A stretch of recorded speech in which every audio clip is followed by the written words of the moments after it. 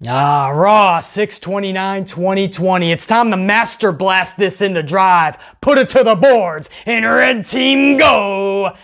But before we get to all the news coming out of Monday Night Raw last night and leading us into Extreme Rules in just a couple of weeks, we gotta talk some news in other promotions first, because it's pretty big.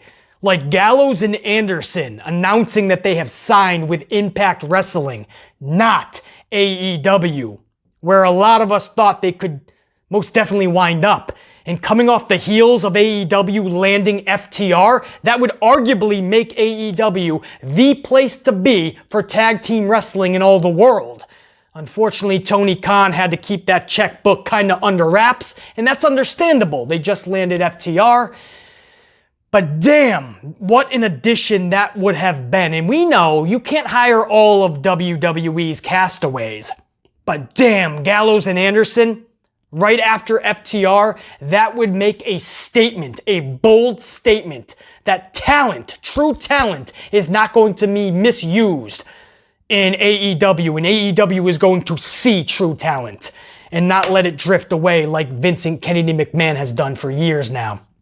Unfortunately, they did not land Gallows and Anderson, but fortunately for Impact, what a score, because you're talking about one of the top tag teams in all of pro wrestling today. You wouldn't have known that in WWE the last few years because Vincent Kennedy McMahon did not give them the time of day, but they are one of the best actual tag teams in all of wrestling. Hopefully we will see that in Impact.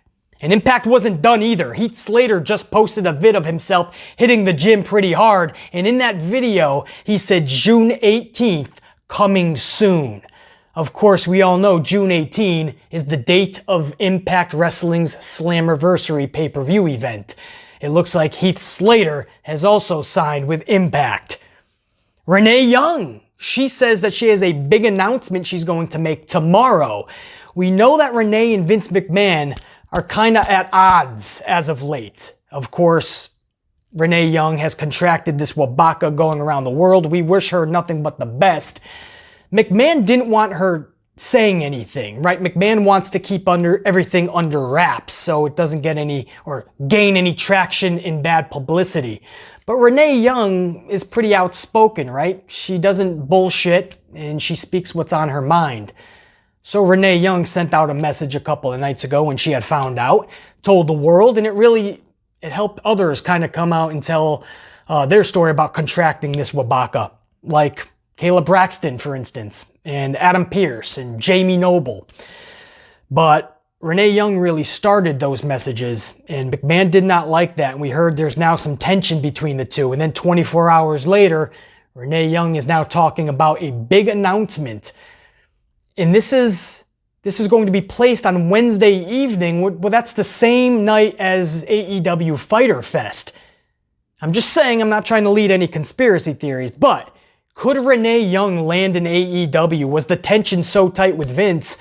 And don't forget, Renee's on a totally different type of a deal. I wouldn't be that shocked. Actually, yes, I would. I'm completely bullshitting here. I would be totally shocked if she winds up in AEW. But could that be the big announcement? I'm just throwing it out there. Is it likely? No. But is it possible? Absolutely. Who knows? Could be. Or it could just be a cooking show she's announcing for YouTube or a fucking podcast. Which, by the way, all the best to Alexa Bliss, who has an actual podcast that she's unveiling within the next few weeks. We wish her nothing but the best. She has a personality for it, I believe, and I think she's going to do just well. So to Alexa Bliss, I say this. Holla at your boy. If you ever need an awesome guest to get a little amplified, call up your boy, man. Because in all honesty, I really want to play with Larry Steve. I just think he's the shit. And then there's Monday Night Raw last night, and we will get to everything. As painful as it may be, we will get to everything that happened last night, I assure you. We're all in this together. Don't try bailing now. But first, let's hear it one more time. I know Sasha fans last night were ecstatic, but let's all of us give a round of applause for the real golden child of WWE, Sasha Banks. Because lately, she has been knocking home run balls out of the stadium on all three brands. And what a difference, what a great welcoming it is from Charlotte to Sasha. Am I right? When Charlotte Flair was on all three brands, you literally had no excitement at all. You rolled your eyes to the back of your dome piece because you were like, come on, man. This is redundant. This is boring. I don't give a fuck. But with Sasha on all three brands, you're captivated. Over in NXT, she's about to have a match with Io Shirai. Can you fathom that? That is a dream match to any true professional wrestling fan. We're all gonna get that this Wednesday. That's captivating. Over on the Raw side of things, Sasha is in a feud with Asuka. We are gonna get Sasha and Asuka again at Extreme Rules. Again, a dream match the first time, and it will be the second time as well. That's going on the Raw side. Sasha, Asuka, NXT, Sasha and Io. Over on the SmackDown side of things, the blue brand, we are slowly but surely leading to a Sasha Bayley title match. It's inevitable because I don't see Sasha taking the strap from Asuka at Extreme Rules. It's going to be Bayley and Sasha for that SmackDown Women's Championship. So Sasha is not just on all three brands just because that's what we saw with Charlotte. She was just on all three brands because that was Vince's golden child. With Sasha Banks, it's different. She wasn't anointed that golden child moniker. She became the golden child through her hard work and the respect that we gave her from that hard work. Of course, Charlotte Flair is a damn good wrestler, but there's a reason that her innovative matches never really drew the attention that they could have drawn. There's a reason we never looked at them as true dream matches, and that's because we never really got a chance to care about them. And we didn't care about the matches because we didn't care about Charlotte Flair. It's a sad truth. You can't even blame just Charlotte Flair. The blame mostly needs to be put on the old man in Stamford, Connecticut. Because all he ever wanted was a bootleg Ric Flair. He wanted Ric Flair of 2020. You can't. It's 2020 and we don't want a bootleg Ric Flair. Because if you look at the character of Charlotte, that's all she is, right? I mean, you have to admit it. You start off with the woo, right? In the music. And even though it's techno driven up, you still hear the fucking Ric Flair tones in her music. She comes down with the long Ric Flair robes. I don't care if they're Charlotte-esque, it's still Ric Flair's fucking robes. It's his gimmick. And she comes slowly down. She does the spin when she gets to the end. This is all Ric Flair's gimmick. You know, gone is when Flair, remember when she was NXT, and even when she first got to the main roster, she would do the little cartwheel, and then she would do the split, and then do the little back somersault, whatever the fuck you call it. That was her whole entrance. It was unique. It was original. Now, she's Ric Flair. And she claims she's her own identity. She claims she's not in the shadow of her father. Her father's in the shadow of her now. But I'm seeing the Ric Flair gimmick. And what happens is you have knowledgeable fans, Vince. I know that seems hard to believe, but there's knowledgeable fans that are not going to buy into that. They're not going to buy into a Ric Flair bootleg version. Because that's what you've made his daughter. And you have just put her in every fucking main event. You've gotten her to almost 10 championships already in just a few years. You have her in WrestleMania main events for no reason when it should have been Ronda in Charlotte only. You put her in places where fans are like, wait, what? It's just nonsensical to the highest degree. And what happens over time is it's the boy who cried wolf situation. If you do it enough and you keep bullshitting people, they're not going to buy into it after a while. And a long time ago, we stopped buying into Charlotte Flair's booking. And you just have the irony of it all, that Sasha Banks has been that damn good for that damn long, and throughout it all has been captivating. You think about everybody's best match, it's been with Sasha Banks, whether it's Charlotte herself, or Becky Lynch, or Asuka, or Bayley. You can go on and on through that roster. Their best match, their best feud, their best story is always with Sasha. There's one common denominator, and it's always Sasha Banks. And she's been held down for that long. And then you look on the flip side, and Charlotte Flair, this is no shade. It's Vince McMahon who you can blame for this, but Charlotte Flair has not been captivating. She has not been exciting fans. And she gets all of the championships, and all of the headlines, and all the spotlight, and all the main events. And if it's a month or two, if it's a full year, all right, Vince McMahon owns the company, he can do what he wants. But when you see this year after year after year, it becomes a problem because now you're just trying to sabotage somebody's career. And the irony here is, in the process, you're actually sabotaging the person that you want to be the golden child, because you're sabotaging Ashley Flair. The character Charlotte and the person behind it, Ashley. Because long term, this is doing immense damage.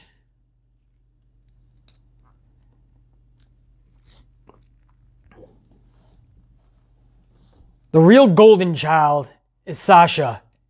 And what we see year after year is Vince McMahon being so damn stubborn that he refuses to push Charlotte Flair aside. And now she's finally on the shelf for a few weeks. And you see all of the talk around Sasha, right? And all the things that you can do with Sasha on the Raw brand, her and Asuka, and how much buzz that created. And then you see the buzz that it is creating. I mean, it is the talk of the wrestling world. Io Shirai versus Sasha Banks this Wednesday night. And then you see the buzz that's been there for years to see Bayley and Sasha finally get it on, title on the line at a big event. You know, it's almost like Vince is pissed off that Sasha gets all of that adulation, all of that buzz, all of that excitement, and he's trying to get all that for Charlotte, but it just ain't working. Maybe if you switch it up, maybe if you give Sasha the actual real rocket, give her the real chance, give her the real opportunity, right? Don't just get her to the match and then have her lose and then bring her back to the beginning of the line, and maybe in a few months we'll give Sasha something else. No, give her the fucking keys to the kingdom. She won't disappoint you. It's the reason why millions and millions are on board with Sasha Banks. Trust. But we can play this charade, we can play this facade, this game for the next several months, next several years with Charlotte Flair. And make pretend that she's the golden child because she's been anointed that moniker. Or we can just call it what it is. The best right now. Her name is Sasha Banks. She is the golden child. She will bring in that revenue. She will bring in asses to the seats and viewers to the TV screens. Give her a real chance. You have never given her a real chance. Even when she won 4 championships, you took it off of her just weeks later every time to give it back to your golden child. Vince, stop this shit. Do what's best for Ashley. Do what's best for Mercedes. Do what's best for Vince. Do what's best for your company. Look in the mirror and ask yourself, who's the real golden child? Who do the fans really get excited about? And maybe, just maybe, put them where they're supposed to be. Now you're seeing it with your golden child off of TV. You're seeing the buzz that Asuka and Sasha is bringing in. Io and Sasha. Bayley and Sasha. Common denominator? Sasha, Sasha, Sasha. When you're the best, you don't gotta argue to people. Oh, Sasha sucks. No, she's good. No, there's no arguing. When you're the best, you let the facts speak for themselves. Sasha was a big part of last night's show. We're gonna get to that in just a second. I first want a couple of things.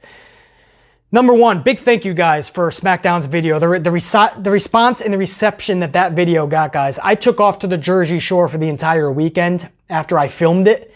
I uploaded it and I took off to the shore. And when I checked the numbers, man, you guys are absolutely just savage. I loved it. And that's the AMP unit coming out in full force. And I'll tell you why I extremely love this more than so many other videos in the past. And that's because I truly was to the point where, like, I was wondering, what did I just fucking watch Friday night? And for that night, I just truly just didn't give a fuck. I didn't give a fuck if people wanted to tune into the video or not. I didn't give a fuck about the reception it was going to get. I literally, almost in a way, went out of my way to make people not want to click on the video. I mean, I picked a weird thumbnail with Alexa just upside down. I just put a bunch of letters as my headline. I think I did something like, wee, like Alexa's upside. I mean, it was, in the headline on the video itself was just BC fucking loses it. So if you weren't an Amplified Unit member, I mean, and you're just passing out, you're probably like, all right, not clicking on that. So I really wasn't expecting much. And man, when I checked the numbers on that, it was the opposite. You guys fucking, you love that shit. The views and the love that it got, man, you guys took it to another fucking level. And I was like, all right. I almost went out of my way to, not almost, I just didn't give a fuck. And that's the product you got. And you guys absolutely loved it, man. So thank thank you. Thank you for showing that kind of support, man. And it just reconfirms what I already knew. The Amplified unit, we're savages, we're beasts, we're the best in this community, man. And there ain't no stopping. Red team, go, baby. And number 2, before we start the review, I just wanted to show you guys this, dude. This is incredible. While I was down at the shore, I stopped at some novelty store, and they had all these novelty sodas, right? You guys are going to love this, man. Or maybe not. Maybe not as much as I love it. These are actual fucking sodas, guys. Coffee soda. Can you see that shit? I hope that's coming across on camera. It is a fucking smoking hot day, and this shit is fucking, condensation is huge. But I'm gonna taste test this right now with you guys. I wanna see if coffee and soda belong together, right? Is this something that could fucking work? But before I try that, check this now. This is a soda, guy. This is a real thing. Rowdy Roddy Piper bubblegum soda. Check that shit out. I hope that's coming across on camera, guys. There was a movie that Roddy did. It was called They Live. And he said something like, I came here to, or I only like to do 2 things, chew bubblegum and kick ass. Or I only came here to chew bubblegum and kick ass. And I'm all out of bubblegum. So I always love that line. I may have flubbed it a little bit, but. So they actually made a whole fucking soda of the Hot Rod. Roddy Piper. I gotta taste test that with you guys. So which one you guys want to start with? Let's do the fucking coffee soda first, man. This is insane. I promise the raw review's coming, but you guys know I like to do some fun shit with you guys in these videos. I don't know if this is twist off or not. Yeah, they look like fucking beer bottles. I thought I was gonna have to, like back when I was a teenager, man, I used to open everyone's beer with my fucking tooth. I had the perfect beer opening tooth. So if you didn't have a bottle opener, everybody would come to give their beers to me, and I'd just be fucking, also took me was 1 second. Boom, boom, boom. It was great. Here we go. Coffee soda, guys. I'm only going to pick one of these to down. I'm not doing them both. So one of them's going to be a winner. One of them's going to be a loser. Kind of nervous, man. Coffee soda.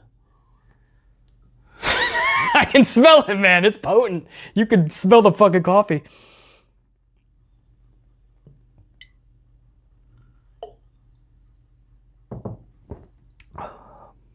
Oh. Whoa.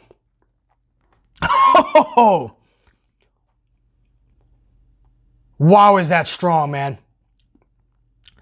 How much coffee is in? It doesn't even tell me. That is strong. Do I dare down that? Of course I'm going to. Well, let's see, actually. I'm only choosing one right now. I gotta try the Piper one now. Let's try the bubblegum fucking Piper soda. Wow, that coffee one's nuts. Oh, I don't think this... Oh, it's twist off. These are hard to open, man. I gotta use my fucking... I gotta break out the fucking guns on this one. All right, here we go. Roddy soda, man. Bubblegum. Guys, I kid you not. I wish there was some smell-o-vision here, man. It smells like fucking bubblegum. Legit. That is insane what they create these days, dude.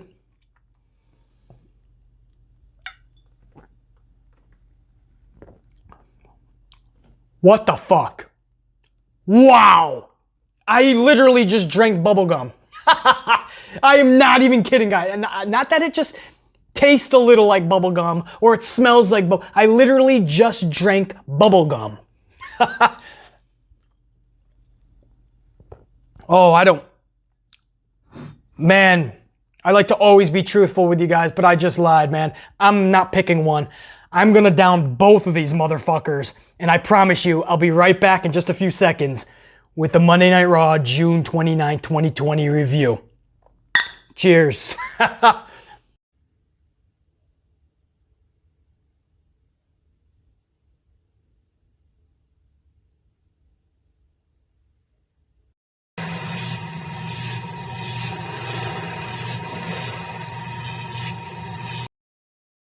Raw for 6/29/2020. We start off with a double contract signing. This is supposed to be Sasha Banks and Asuka signing the deal, and then Drew McIntyre, Dolph Ziggler putting their John Hancock down on the dotted line. However, when we start the show, it's moderator Samoa Joe middle of the ring, Asuka on one side, Sasha Banks on the other. And I mean legit, they just started going to blows with one another. Before Drew and Dolph could even come down to the ring, Sasha and Asuka were getting a piece. And finally, Dolph comes down to the ring, followed by Drew McIntyre. And at around that point, order is restored. But I don't know how much of that has to do with Samoa Joe restoring that order, or how much of it had to do with Sasha Banks and Asuka were just regrouping and getting their breath back to go another round. Because that's what ended up happening. But Dolph and Drew exchange passionate words with one another. Asuka says a bunch of stuff to Sasha. Not sure what exactly, but it was definitely a lot of words. And Sasha tells Asuka that she's not the same person she faced before. And at Extreme Rules, she will become 2 belts Banks. So a lot of words were being exchanged here. I personally would have kept both contract signings separate. You start one at the beginning of the show, you do one at the end of the show, and you have something really cool planned for both. Something really unique and different for both. WWE doesn't like to get creative. They don't like to overthink things. So they just threw them together. It was a different feel and a different aspect, but I can't say that I liked it. I really feel that Sasha and Asuka should have been, and that whole segment should have been standing on their own. And I think Dolph and Drew needed their own segment. But I knew what this was leading toward. This was going to lead to a mixed tag main event. Usually I hate those because they're just nonsensical, A, and B, I just feel it's one of the most laziest types of booking you can do. But in this scenario, the match setup here is kind of interesting, right? It's Asuka teaming up with Drew McIntyre. That just seems badass to me. And on the flip side, you got Dolph Ziggler and Sasha Banks as a team. I don't know. I was just looking at 4 of today's best wrestlers in the world. 4 of, not the best. But it's hard if you're talking about best wrestlers in the world. If you think Dolph Ziggler still can't give you 25, 30, 35-minute classics, man, he can. Trust me. And Drew McIntyre, we know, he's the guy who right now should be holding that championship. And don't even get me started with Asuka and Sasha Banks. They're just on another level. So even though I usually hate this type of booking, with the participants, I'm all in. So I was definitely interested to see how that match went later in the night. And safe to say, I was not disappointed. Of course, we'll get to that in a little bit. But that was the beginning of the show. And it was all to lead to not just Extreme Rules, but the main event for later in the night in that mixed tag match. Next up, Big Show is out calling out Randy Orton. Instead, he gets Zelina Vega and the boys, Andrade and Garza. Now, Ric Flair also hits the top of the ramp at this point, and he warns Show that calling out Orton is like playing with fire, basically. Big Show doesn't have a lot of friends, that is clear at this point, but nobody does anything about it. Flair doesn't take another step closer to the ring. Orton doesn't come out of nowhere to attack him. Garza and Andrade don't enter the ring. Instead, the Viking Raiders come down to the ring, and they start chasing Andrade and Garza, or maybe they already start coming to blows. But it's the Viking Raiders that get involved and take us to commercial. When we come back from commercial, of course, we have a tag match between the Viking Raiders, Andrade, and Garza. But what happened to Ric Flair? What happened to the Big Show? Oh, who cares? It's WWE, I forgot. Details don't matter in WWE. Oh man, if I could just get one night, one show in WWE where everything makes sense from top to bottom, start to finish, beginning to end, I think I would be astounded to the highest degree. I don't think anything in the world can astound me more if WWE ever does that. Puts together a show that has common sense and logic. Big Show's in the middle of the ring, he's got all these enemies, and when we come back from commercial, he's gone. And we have the Raiders and Andrade and Garza. It's just, what are you leading to? And I'll let you know right now, I'll spoil this a little bit. We'll talk about it in a few minutes. But what it led to later in the night was Andrade and Garza in a handicap match with the Big Show. As if seeing the Big Show in this little stupid nonsensical promo wasn't enough, you're going to see more of the Big Show later in the night.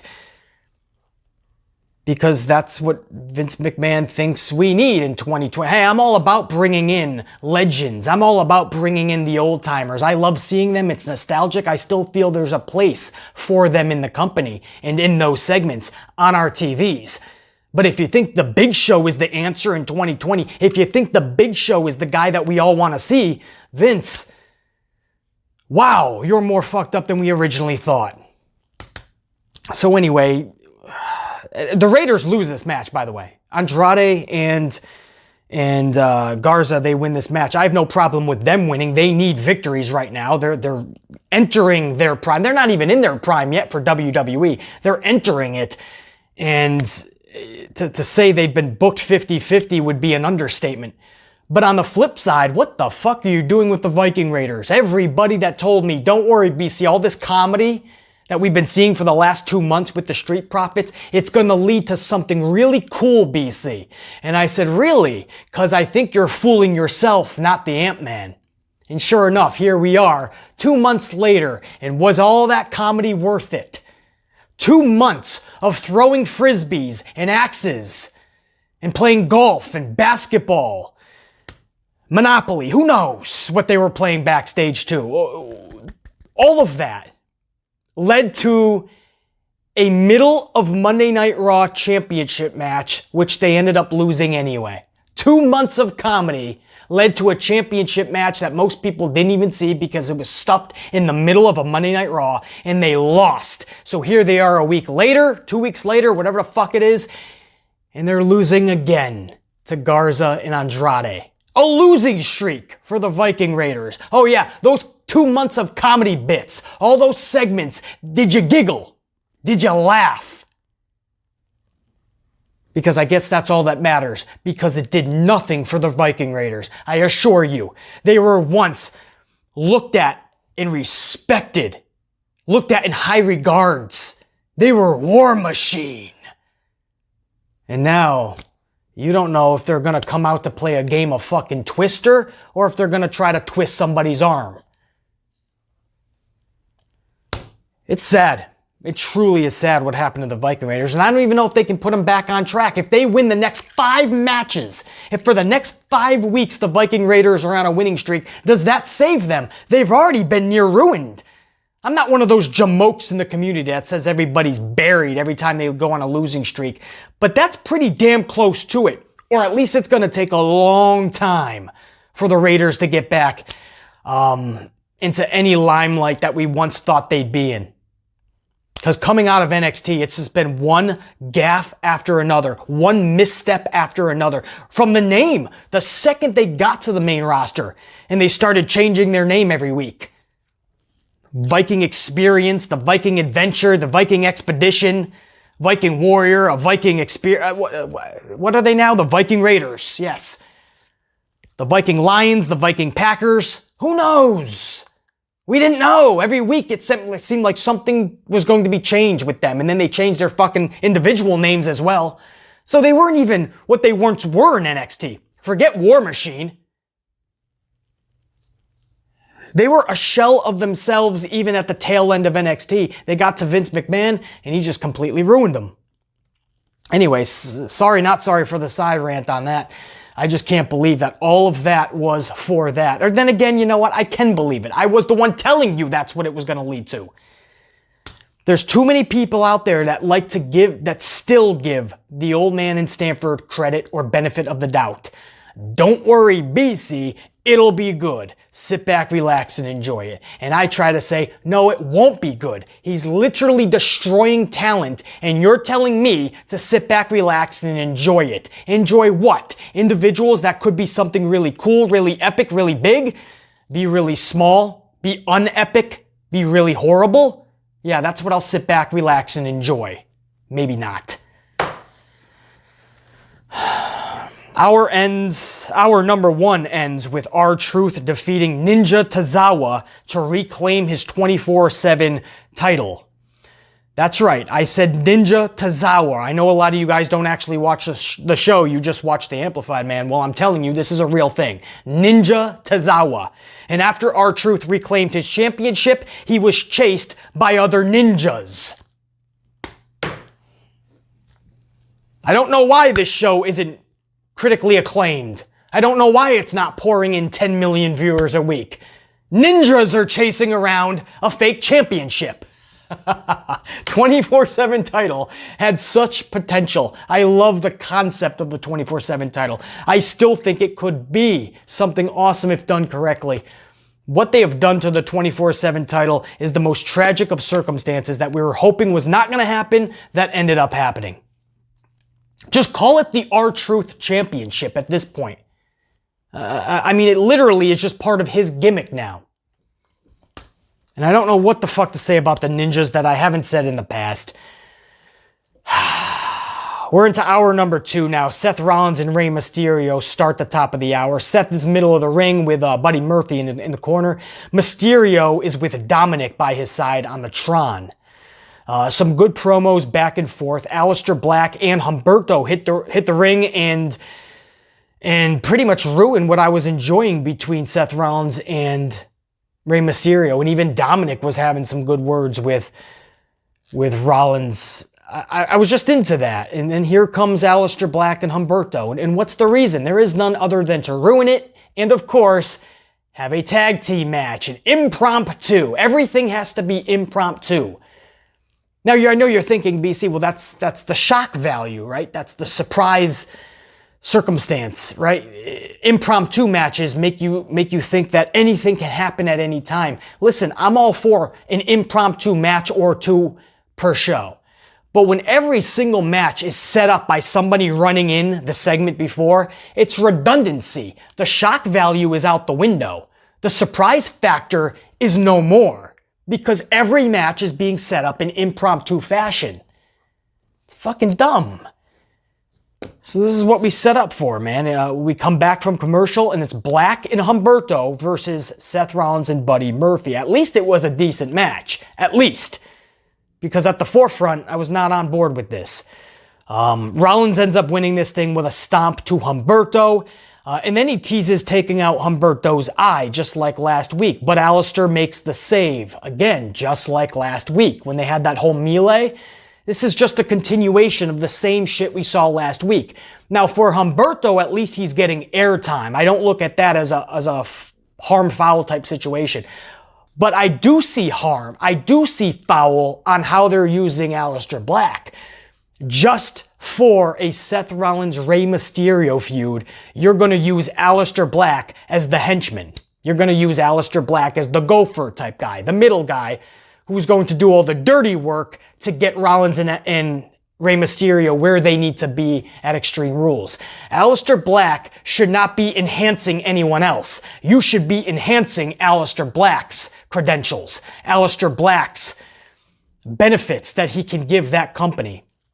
Those shows, for sure. And Aleister Black is not getting that right now. There was a moment in time, right? It was like a 1-month period where it looked like Aleister Black was getting some momentum. And this was under Paul Heyman's tutelage, by the way. And then he just started, still under Paul Heyman's guide, he just started kind of drifting again out of the spotlight. So you can't even blame Paul Heyman not being there. Odd to me, man. And that's just another sign of really great talent, or could be great, in WWE, A, not knowing what to do with them, or not giving a shit about them. And usually it's a mixture of both. Peyton Royce is up next, defeating Ruby Riott with an insane spinning brain buster. This thing was beautiful. Nobody will give Peyton Royce any credit, though, because the cool thing to do is just bash the Iconics. I understand. I know it's the cool thing to do, so I'm not going to jump on anyone. But I'll give her the props that she deserves. That was an awesome spinning brain buster, man. That is great for my Iconics. So you guys know I don't hide this at all. I am a fan of the Iconics, and I don't apologize for BC. You like the Iconics, man? They're dumb. No, they have a place in the company, to be honest. Not saying they're the best wrestlers. I'm not saying they should be holding championships for 6 months. No, they have a place in the company. Their characters have a place. And they can definitely help people get over if done correctly and put in the right positions. The Iconics have great value. Not just for themselves, trust me. Old school wrestling fans know exactly what I'm talking about with those type of characters. But these type of fans don't know anymore today, man. And they just, they're annoying. They need to go. They're annoying and they can't wrestle. Get them out. As if seeing 5-star classic 30-minute matches is saving pro wrestling. Please. We saw it time and time again in NXT. And here we are today and nobody even gives a shit about NXT anymore. Sasha's about to save that, Sasha and Io, this Wednesday. But everybody's just dogging on NXT. Even when they pull in a better rating than AEW this past week, people still are dogging out. What about all the classic matches they produced for years? The last several years. And here we are, and it's still not enough for fans today. No, NXT's, they gave us all they had. They're washed up now. Now it's on to AEW. And in a few months, a lot of fans will be bashing AEW, right? But they gave you all these great matches. The flips, the dives, the 30 minutes, the 5-star classics. But you're missing characters. We need characters in pro wrestling. Pro wrestling cannot survive without characters. Otherwise, it's already just another sport that's already in the mainstream, and it's called gymnastics. There's no need for professional wrestling if you're not going to have larger than life characters or just characters at face value. Not saying the Iconics are larger than life, just to straight that out. But they're characters at least. And that's what we need more of.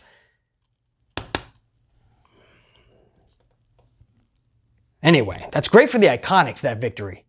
For Ruby Riott, another L in the books.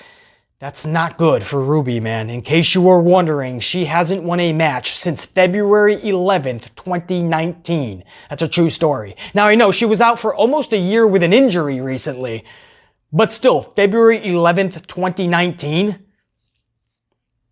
I mean, that doesn't equal the bulk of a year. And explain to me why she is 2 for her last 31 in televised matches. That's right, you heard me correctly. That's a true stat. Injury or no injury, she is only 2 wins out of her last 31 televised matchups. Could you imagine having 31 TV matches? And Ruby's good. If you were just horrible, all right, I can see, okay, whatever. You're the Brooklyn Brawler of women, right? But to have Ruby's talent and to have your last 31 televised matches and you only won 2 of them. That's fucking sad, man. That's fucking sad. And what's her future? She's going to be tagged with Liv Morgan, and we're going to do this again. The Riot Squad the first time was a failure. We liked them, at least we liked Liv, we liked Ruby. Sarah was on the fence. Some people actually like Sarah. Some people were like, what the fuck is she doing in WWE? But Liv and Ruby had such potential, we saw that, but they were booked as jobbers. They were a failure as a group. So they finally split them up. We thought, oh, they're going to do something special with Liv, they're going to do something special with Ruby, and they did nothing with them. And just like Ember Moon, they were busting their ass on house shows, getting injured. Because on TV, they weren't even getting time. And then Ember gets injured at a house show, and then Liv Morgan, and then Ruby goes out. It's like, you know, they're busting their ass and nobody even gets to see it. But when they are on TV, they're given nothing. And then they have to sit home for the better part of a year, healing up, you know, recuperating, and wondering in the back of their mind, am I going to have anything to go back to? Are they even thinking about me? And then they finally get back and it's clear, no, they were never thinking about you. Liv Morgan comes back, they have nothing for her. Ruby Riott comes back from injury, nothing for her. So splitting them up, they still looked at them as nothing. They were a failure as the Riot Squad. They made them failures as singles competitors. So now what do when they failed this many times? Which again, they only failed because they didn't give them true chances. Liv and Ruby would have succeeded had they been given the right opportunities. They were never given those opportunities, hence they failed. So what do? Now they put them back together. Now we're going to get 2/3 of the Riot Squad. And I wouldn't doubt them bringing back Sarah Logan. And we're just going to do the Riot Squad again. And what are they going to have, guys? 2 or 3 weeks of straight victories? Are they going to be in a big pay-per-view match for a 6-woman tag? And then what happens after that? Vince loses interest. They start going on the losing streak. Then they're not seen on TV 90% of the time. And then they're split up again. Sarah's fired again. It's a vicious cycle. I already see where this is going. When you have to resort back to something that was already a failure, I don't know, the XFL, you know? At least the XFL was better this time around, you know? We can only hope that for the Riot Squad, but this guy, he has a habit of going back to his failures, and that's a good thing if you truly are coming back to kick ass. You're going to dust off your failure and you're going to do everything in your power to make it succeed. That's one thing. I can respect that. This dude goes back to his failures because he literally has nothing left for the talent. That's what I don't like, and that's what we see too often. So for Ruby and Liv, and again, Liv Morgan wasn't even a part of this match, but I just feel bad for both of them because I see where this is going. They're going to be paired back up again. And oh man, I know there's going to be fans out there. Basically, I can't wait to see them together. I like the Riot Squad. True. A lot of people liked Liv Morgan and Ruby. A lot of people still like Ruby Riott and Liv Morgan. That's why we're frustrated. But we see the talent in them, and we know that they could be successes on their own. And just throwing them together, it's just a sign that they have nothing for them, A, and B, probably even more depressing, they don't believe in them. That's what's even more sad. Hour number 2 ends and hour number 3 begins with that 2-on-1 handicap match that I aforementioned. Big Show versus Andrade and Garza. That's right. They continue the tension between Garza and Andrade, thus leaving Andrade by himself in the ring because Garza's like, hey, you got this, man. I'm out of here. And Zelina's like, what are you doing? So they take off, and Andrade's left in the ring to get defeated by Big Show. And then after Big Show wins the match, he then picks up Andrade and he knocks him out with the right fist. So Andrade is a double loser in this match. And Big Show is reigning supreme. It's 2020, and the Big Show is one of your main stars. Again, I have no problem bringing in legends, old-timers. I love seeing them in these segments. They bring value. They can really help out the young talent. But all of this is for what? To have Randy Orton kick the dome piece off of Big Show because he's already labeled him a legend. And because of that, every single time Big Show is on our TVs now, they're hammering the point that he is a legend. The legend Big Show. The legend Big Show. I'm sorry, I just don't look at Big Show as a legend. I don't. I don't think I ever will. That's sad. But he's been that big of a bust. I mean, when I think about this dude dancing around in diapers, remember that whole New Year's Eve thing they did with the Big Show? He's literally in diapers. And I can go through a million other things. That's just the main thing. When I think Big Show, I mean, that's what I think about. It's not good. And that's what I mean about comedy can ruin certain individuals that should not be doing comedy. Like the Viking Raiders, Big Show is one of them. How do you screw this up? He's a giant. You put a weird, stupid, dumbass name like the Big Show on him, that ruined him just like the Viking Raiders being the Viking Expedition experience. That ruined the Big Show. The second he was called the Big Show, that ruined half of his mystique. You better book him flawlessly for the next 20 years. Nope, Vince did the opposite. He took the name The Big Show and he made him the Joke Show, the Circus Freak. I mean, these are words that have to be spoken. This is a 3-hour television show, a 3-hour wrestling show. You better captivate from top to bottom, start to finish, beginning to end. Big Show, multiple times during the show, is not captivating anybody. Stop. Even if you're the biggest Big Show fan, stop it, bro. I mean, you can continue being a fan. That's your prerogative. But please don't try to act like this is the guy who's captivating you. You walk by the fucking cereal aisle at your grocery store and you see the Big Show on your honeycombs and you're like, I gotta buy honeycombs. It's the Big Show. It's frustrating, man. I mean, the fact that they literally think like this is good television. MVP is up next, and he defeats the U.S. champion Apollo Crews. What the fuck? This is a true story. He literally beats Apollo. Apollo just got that championship a few weeks ago. This is supposed to be Apollo's push. And Apollo loses to MVP. Post-match, Lashley hooks the full Nelson on Crews. So Crews not only loses the match, just like Andrade loses the match and then he gets knocked out. Crews loses this match to MVP, and then he gets the full Nelson put on him. Ricochet and Cedric make the save, or attempt to. No, I think they did. Yeah, they did. I don't know. We went to commercial, and when we came back, somehow in WWE's twisted way of thinking, after a commercial, we have an impromptu Ricochet versus Lashley matchup. It just doesn't make sense. Why? Just because Ricochet came down to the ring? Does not make fucking sense. Thankfully, it delivered, though.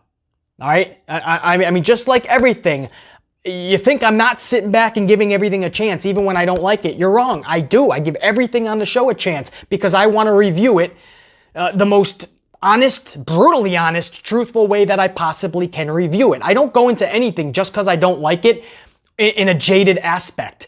Just because I don't like something originally doesn't mean that my review is going to be me just shitting on it. There's other YouTubers and people on this platform and journalists and critics that follow pro wrestling. All of them, they like to shit on everything. No, I will give everything an opportunity and a real chance. Like this. I did not like this up front. I felt it was put together like every other redundant bullshit. But I gave it a chance, and it delivered. Ricochet took an absolute beating in this match. At one point, Lashley catapulted him. They were on the outside. Ricochet was on Lashley's shoulders, and Lashley catapults. First of all, he charges the ring post, and he catapults Ricochet's dome piece right off the post. I mean, Ricochet's dome piece ricocheted off the post. And he did a complete 360 face first down on the outside mat. It was fucking brutal and awesome. It was brutal and awesome. If your name's not Ricochet, because that had to have hurt no matter what, man. Yeah, man, Ricochet spun into a complete 360. I can't speak more highly of that move. Lashley was bleeding profusely from his ear. It was just, I mean, when I say profusely, this was all over the ring, just dripping, man. The ref had to immediately put his gloves on. It was just pouring down. It was almost like Orange Cassidy on AEW this week. I believe that was his ear as well. This was even more so. It actually looked like when Mick Foley got his ear torn off by Vader. Do you guys remember that? I don't think that was televised, but the footage is amazing. Mick Foley actually had his ear ripped off in a Vader match. I don't think Lashley's ear was ripped off, but it looked like a bloody fucking mess. So my point is, this was a very tough, very physical matchup in the short amount of time that they were given. Lashley ends up defeating Rico, obviously. Also gets Cedric post-match locked into the full Nelson, which I love seeing Lashley booked like the beast that he should have been booked like for, actually, since he's gotten back to WWE. He was doing all these MMA fights. He was a beast when he left WWE. Then he went and did the MMA fights and was actually successful. So then he comes back and they had nothing for him. How do you not have something for Bobby Lashley? The booking should have been simple. You book him up as a beast. You have him and Brock Lesnar eventually be on a collision course. Instead, he's having weird marriages with Lana and having a 6-month feud with Rusev. I like Rusev, but he's another dude that got no type of real care given to his character. And because of that, he wanted out of WWE for the past fucking year. Thankfully for him, he got the fuck out. And I expect him to show up in AEW in the next several weeks. But for Lashley, man, finally they're booking him like a beast. Fuck the spears. I don't give a fuck about a spear. Everybody does a spear. A dude of that magnitude, power, and size, you lock on a full Nelson and you terrorize a mofo.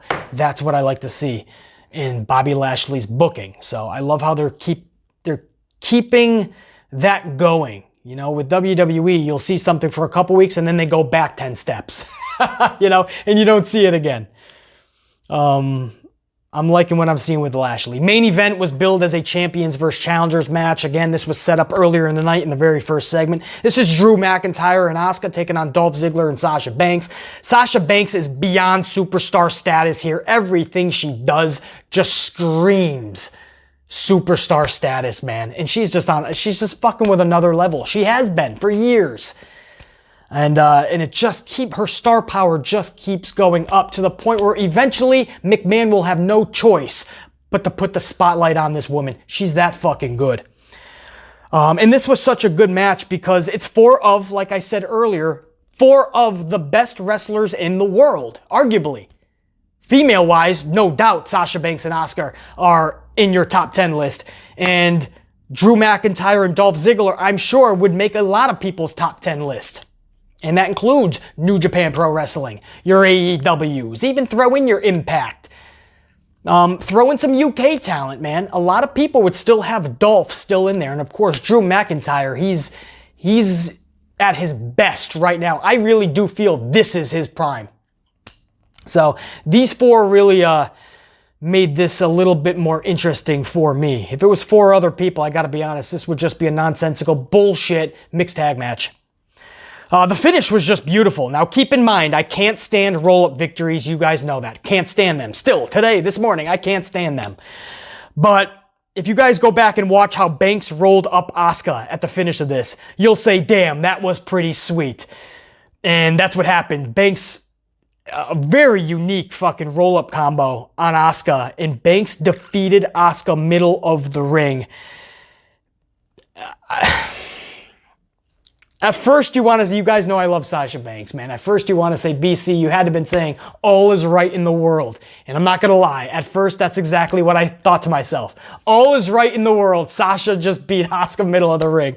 Just Sasha beating top talent. It needs to happen because she's Sasha fucking Banks. But you guys know what I'm going to say. I have to be honest in these reviews. As much as I love Sasha Banks, I got to look at it from all angles. And if I say something about one individual, I have to also say it about individuals that I like or don't like. Everything has to remain true for everybody.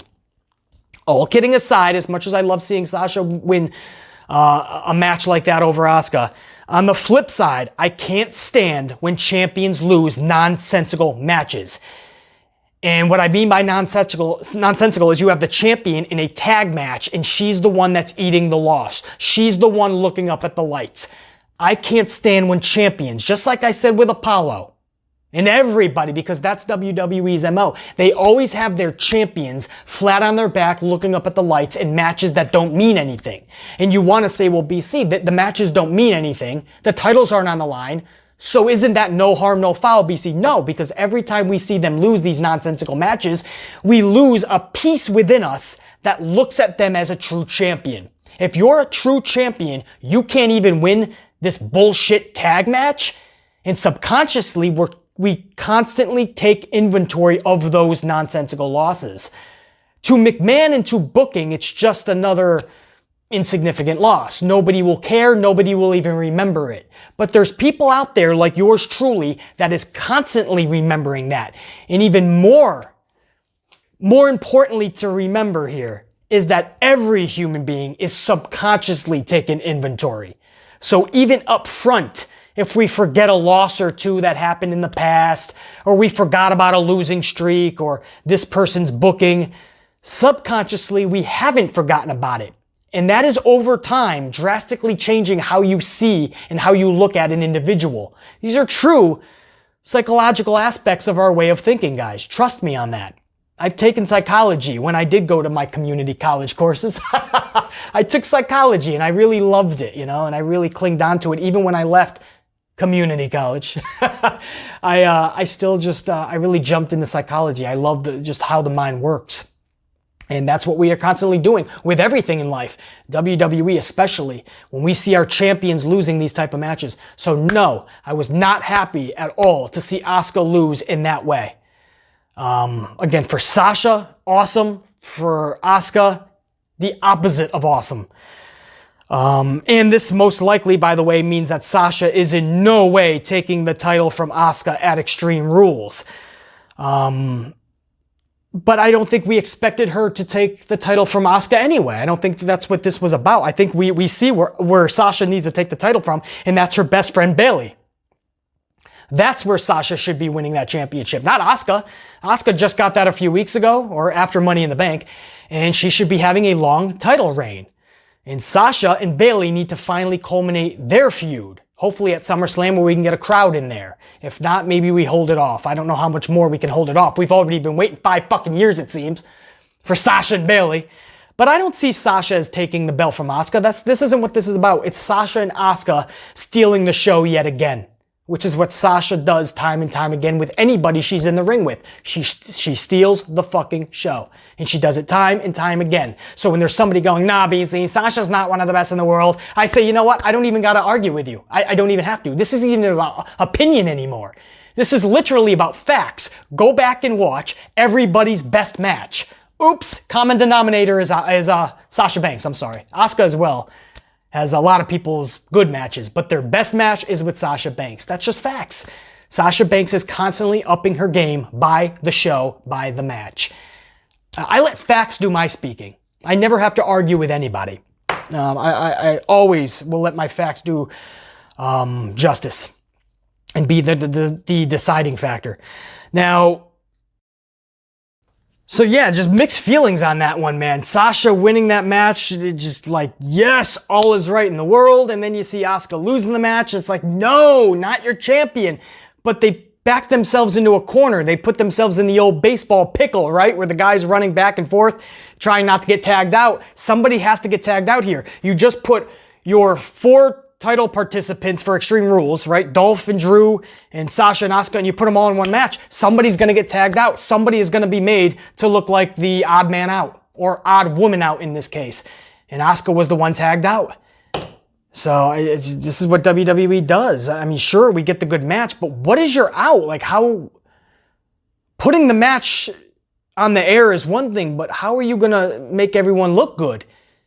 Asuka just losing like that doesn't make her look good. It doesn't make any champion look good.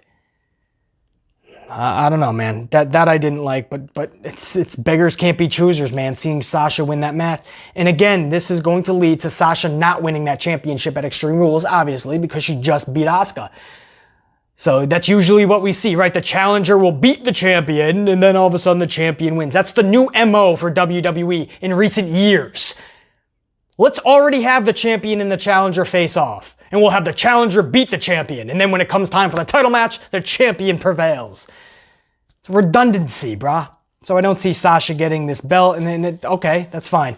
It's going to be a fucking awesome match. I'm just so happy to see Sasha Banks not just being on all 3 brands like Charlotte was, but unlike Charlotte, we actually want to see Sasha Banks on all 3 brands. She is captivating us. She is having matches with Io Shirai on NXT. She's having matches with Asuka on Monday Night Raw. We're leading to a Sasha Banks-Bayley matchup on SmackDown. So, Sasha Banks, man, with Becky Lynch on the shelf, with Charlotte for a few weeks anyway on the shelf. This is McMahon's opportunity, his time to look in the mirror, admit he was wrong, and to finally give the rocket, strap it where it's been belonged for years now, on the back of Sasha Banks.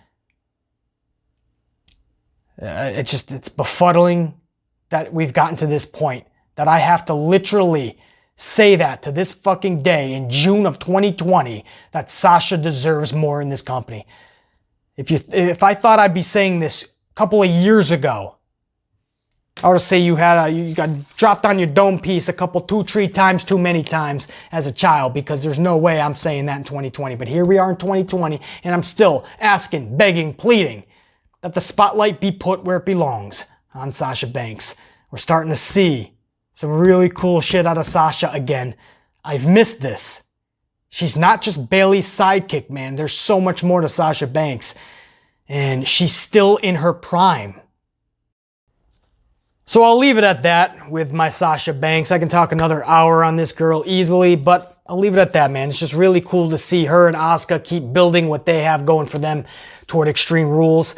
And this is what Sasha always does. She always delivers, right? Not just in the match, but she always delivers with the story being told to build us to get to that match. She's always brilliant in her feuds, and she's always captivating the wrestling world with all of her feuds. I always remember back when she came back to take on Becky Lynch at Hell in a Cell, and that literally captivated the wrestling world.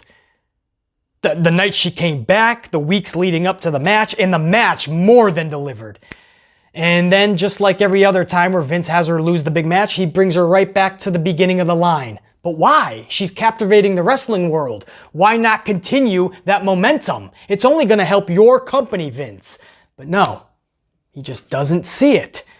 And it's so fucking frustrating. Hopefully, when this Sasha Banks-Asuka thing is done, Sasha Banks will continue to thrust herself with her own momentum, catapult herself into the spotlight, because we can't trust McMahon to do that. But it's really cool to see them keep building, man. It's cool to see Lashley finally being built like a beast. Other than that, the booking of last night's Raw just befuddles me. You know, when you're looking at what that loss does for Asuka, nothing. You have a champion losing in a tag match. Why? Apollo, you have him losing a match against MVP, but he's your champion. Why? You have the Viking Raiders losing against Garza and Andrade last night, but what's the reasoning? You just had them in a tag team championship matchup a couple weeks ago, which they lost, and now to build them back up, you have them lose against Andrade and Garza. At some point, you have to stop the bleeding, put a Band-Aid on it or some shit, because if you don't, it's going to widen up, and then it's going to have to get stitched. And at that point, you're out of commission for a little bit. The Raiders are going to be out of commission for a long time in our minds. Even if they're there every week. In our minds, they're losers. They're irrelevant. They're an obscurity in our dome pieces because you put them there with the most weirdest, dumbest bullshit booking you possibly could have given to them. I'm sure there's more too. Yeah, Ruby Riott and Peyton Royce. Great for Peyton Royce. What the fuck are you doing to Ruby Riott? You know? It was one of those nights where yay for one person, damn, that's tragic for another. There has to be better ways to go about business. Why is Aleister Black being used just to build a Mysterio and Rollins feud? There's so much, too much, that just doesn't make sense. And you wonder why I'm like this, guys. It's because if it was one or two loopholes that weren't being filled up, if it was one or two mishaps or missteps, if it was one or two mistakes, hey man, I can jive with that. When the bulk of the show is nothing but illogical BS, when the bulk of the show doesn't make sense, that's a problem. It shouldn't just be for me, it should be for you too.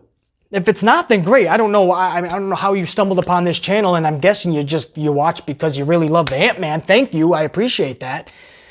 And hopefully you are learning from this. But if you watch that type of show and you're just okay with it, right? You were just entertained for 3 hours and you don't care that careers are actually being ruined in the process. Trust me, when you see the next round of layoffs, don't be surprised if some of these names are in it. And then you're going to go, wow, BC, can you believe this? And I'm going to say, I told you this was happening. I walked you step by step while it was happening. When a character gets devalued so much, when it comes time to make cuts or when you have to fire some people, it's the people that are devalued. And it sucks when there's actual talent that is being cut. Rusev had talent, bro. He could have been a big star. Vince never let him or allowed him to be. How about Zack Ryder? He could have been a big star. Vince never allowed him to be. Brody Lee. Remember Luke Harper? He could have been a big star. Vince never let him. I can keep going on and on, guys. You really want me to? Vince never gave them the time of day, and they end up having to walk or they get fired. Don't be surprised. It's happening in front of you right now. These are great talents. They need to be booked as such. They can offer so much more to the company. The old man just has to allow it. We got a huge Wednesday coming up, guys. NXT versus AEW. They're going head to head like never before. AEW has Fyter Fest. NXT is coming at you with Great American Bash. They want to win this week's ratings. Trust me, they both want to pull in over 900,000 viewers. I don't think both companies can do that. Can they? It looks like one will go over 900,000 and the other one might be sitting in the 700s. Maybe I'm even being too generous. But we'll see, man. A big night this Wednesday with both companies. We'll see who ends up prevailing.